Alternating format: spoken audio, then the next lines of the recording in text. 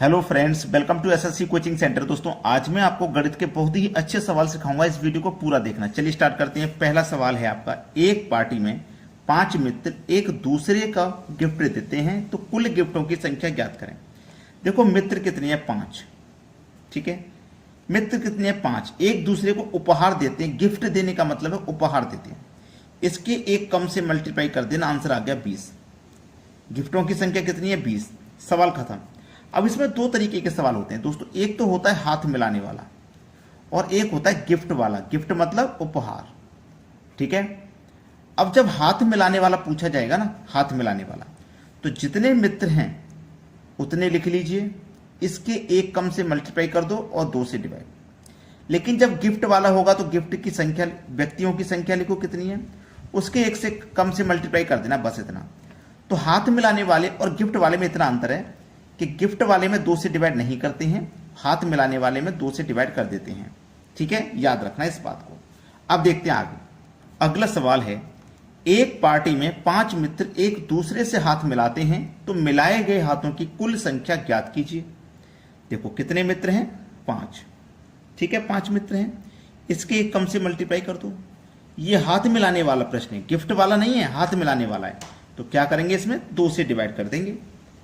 5 चौको 20, divide कर दो 2 से, सही आंसर आ जाएगा 10। ठीक है, तो कुल संख्या कितनी थी? हाथों की कुल संख्या कितनी थी? 10 थी। यह हमारे सवाल का है बिल्कुल सही जवाब। चलिए अब देखते हैं अगला प्रश्न।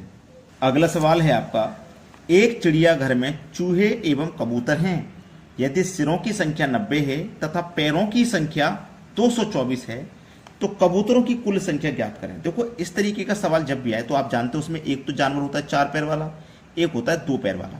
आपसे पूछना कबूतरों की संख्या, यानी कि 2 पैर वाले जानवर की संख्या पूछा जा रहा है। कोई बात नहीं, जो मैं फॉर्मूला बताऊंगा ना उससे 4 पैर वाले जानवर की संख्या निकलेगी। फॉर्मूला होता है 4 बराबर L/2 माइनस H।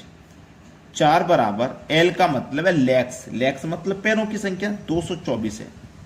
ठीक है, divide by 2, head, H for head, यानी कि सिरों की संख्या जो कि 90 है। ठीक है, चलिएगा। अब मैं यहां पे क्या करूंगा, कटा दूंगा। मैं यहां पे क्या करूंगा, कटा दूंगा। सबसे पहले क्या करूंगा, 4 बराबर 2 से कटा दूंगा 224 को, तो 112 बार में कटेगा ये, और 112 में से माइनस कर दूंगा 90 को। 112 में से 90 माइनस कर दूंगा तो कितना बचेगा भाई? 112 में से 90 गया, 22 बचा। भाई यही तो बचा है सीधा सीधा। तो 4 पैर वाले जानवर कितने आ गए? 22 आ गए। हमारे पास देखो सिरों की संख्या कितनी थी? 90 थी। तो जितने सिर होंगे जानवर उतने ही होंगे। भाई जितने सिर हैं उतने ही जानवर। टोटल जानवर 90 हैं, चूहे और कबूतर मिला के। तो चूहे यानी कि 4 पैर वाले जानवर कितने हो गए? 22। तो 22 को टोटल में से माइनस कर दीजिए। ठीक है, 90 में से 22 को आप माइनस कर देंगे तो कितना बचेगा? 68। यानी कि जो 4 पैर वाले जानवर थे ना वो टोटल में से हमने माइनस कर दिए। बाकी जो बचेंगे वो 2 पैर वाले होंगे, और 2 पैर वाले कौन से जानवर है? कबूतर। तो कबूतरों की संख्या कितनी हो जाएगी? 68 हो जाएगी। बी ऑप्शन हमारे सवाल का यहाँ पे बिल्कुल सही जवाब हो जाएगा। सभी को समझ में आ गया होगा सवाल। अब देखते हैं अगला प्रश्न। अगला प्रश्न है, किसी व्यक्ति के पास कुछ मुर्गियां तथा गाय हैं। गाय देखो 4 पैर वाला जानवर, मुर्गी 2 पैर वाला जानवर। तो मुर्गियों की संख्या पूछा है, यानी कि 2 पैर वाले जानवर की संख्या पूछा है। क्या है? देखो, उसी फॉर्मूले से निकालेंगे। 4 पैर वाले जानवर की संख्या निकलती है इससे। 4 बराबर L/2 माइनस H। 4 बराबर लेग्स कितने हैं? पैरों की संख्या कितनी है? 140। डिवाइड 2, सिर कितने हैं? 48। ठीक है, 4 बराबर 2 से कटा दूंगा 140 को तो 70 बार में कट जाएगा, माइनस 48। तो 4 पैर वाले जानवर कितने बचे? 70 में से 48 घटा दो तो 22। यहां पे भी 4 पैर वाला जानवर 22 है। ठीक है, टोटल जानवर कितने हमारे पास? 48। इसमें से 4 पैर वाले जानवर जो 22 है उन्हें माइनस कर दो। 8 में से 2 जाएगा 6, 4 में से 2 जाएगा 2। तो 2 पैर वाले जानवर हमारे पास कितने बचे? यानी कि मुर्गी हमारे पास कितनी बची? मुर्गी बची 26। 2 पैर वाला जानवर हमसे पूछा गया था, कितना हो जाएगा? 2 पैर वाला जानवर 26 हो जाएगा। ये सही जवाब है। अब देखेंगे अगला प्रश्न। अगला सवाल है, यदि 43 की पावर 45 प्लस 5 को 44 से भाग दिया जाए तो शेष क्या बचेगा? देखो, बड़ा ही अच्छा सवाल।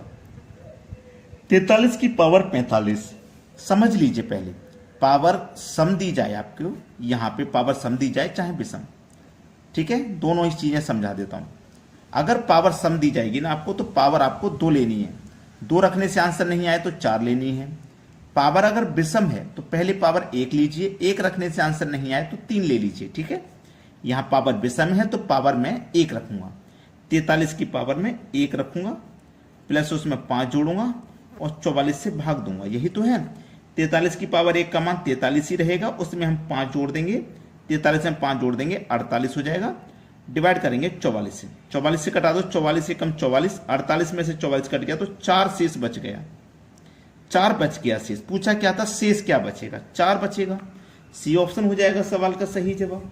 कोई बच्चा होगा जिसकी समझ में नहीं आया ये। अब देखते हैं अगला प्रश्न। अगला सवाल है 2 की पावर 20 गुने 5 की पावर 10 गुने 8 की पावर 4 में अभाज्य गुणनखंडों की संख्या क्या होगी। दोस्तों ये जो सवाल है ना, इसका आंसर आप हमें बताओगे कमेंट में, ठीक है। कमेंट में इस सवाल का जवाब बताना।